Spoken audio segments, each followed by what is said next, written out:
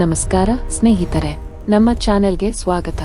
ಇಂದು ನಾವು ಮಾತನಾಡಲಿರುವುದು ರಥಸಪ್ತಮಿ, ಸೂರ್ಯ ದೇವರ ಪವಿತ್ರ ಹಬ್ಬದ ಮಹತ್ವದ ಬಗ್ಗೆ. ರಥಸಪ್ತಮಿ ಎಂದರೆ ಮಾಘ ಮಾಸದ ಶುಕ್ಲ ಪಕ್ಷದ ಸಪ್ತಮಿ ದಿನ. ಈ ದಿನವನ್ನು ಸೂರ್ಯ ಜಯಂತಿ ಅಥವಾ ಆರೋಗ್ಯ ಸಪ್ತಮಿ ಎಂದು ಕರೆಯುತ್ತಾರೆ.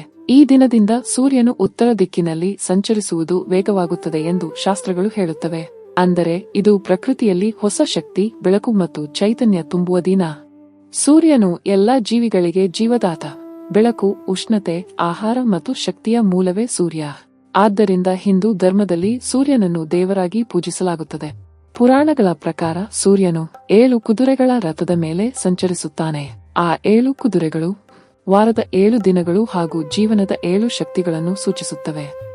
ಈ ದಿನ ಸೂರ್ಯನ ಪೂಜೆ ಮಾಡಿದರೆ ದೇಹದ ರೋಗಗಳು ದೂರವಾಗುತ್ತವೆ, ಆಯುಷ್ಯ ಹೆಚ್ಚುತ್ತದೆ, ಮನಸ್ಸಿಗೆ ಶಾಂತಿ ಸಿಗುತ್ತದೆ, ಆರೋಗ್ಯ ಮತ್ತು ತೇಜಸ್ಸು ವೃದ್ಧಿಸುತ್ತದೆ. ಅದರ ಕಾರಣಕ್ಕೆ ಇದನ್ನು ಆರೋಗ್ಯ ಸಪ್ತಮಿ ಎಂದು ಕರೆಯುತ್ತಾರೆ. ಒಂದು ಪುರಾಣ ಕಥೆಯ ಪ್ರಕಾರ ಯಮಧರ್ಮರಾಜನ ಮಗ ಭಯಂಕರ ರೋಗದಿಂದ ಬಳಲುತ್ತಿದ್ದ. ಅವನು ರಥಸಪ್ತಮಿ ದಿನ ಸೂರ್ಯ ದೇವರನ್ನು ಭಕ್ತಿಯಿಂದ ಪೂಜಿಸಿದಾಗ ಆ ರೋಗದಿಂದ ಮುಕ್ತನಾದನು.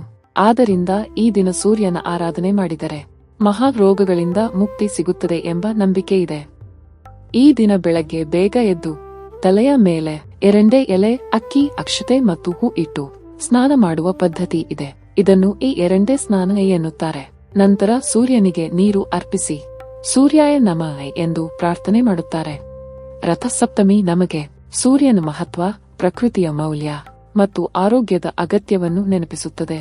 ಈ ಪವಿತ್ರ ದಿನವನ್ನು ಭಕ್ತಿಯಿಂದ ಆಚರಿಸಿ ಶಕ್ತಿ, ಆರೋಗ್ಯ ಮತ್ತು ಸುಖವನ್ನು ಪಡೆಯೋಣ. ನಿಮಗೆ ಈ ಮಾಹಿತಿ ಇಷ್ಟವಾದರೆ ಲೈಕ್ ಮಾಡಿ, ಶೇರ್ ಮಾಡಿ ಮತ್ತು ನಮ್ಮ ಚಾನೆಲ್ಗೆ ಸಬ್ಸ್ಕ್ರೈಬ್ ಮಾಡಿಕೊಳ್ಳಿ.